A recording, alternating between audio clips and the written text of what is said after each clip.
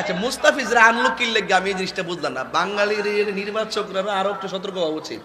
সে একটা ছেলে আইপিএলে ভালো করছে, এটাতে বাংলাদেশের সুনাম হইতাছে, সারা বিশ্বের সেলিব্রিটিরা এখানে আসছে, এর মধ্যে একটা ছেলে আসছে, এটার সুযোগ দেওয়ার দরকার ছিল না। ও জিম্বাবুয়ের মতো দেশের সাথে খেলবার লাগে, তার আনার দরকার আছে?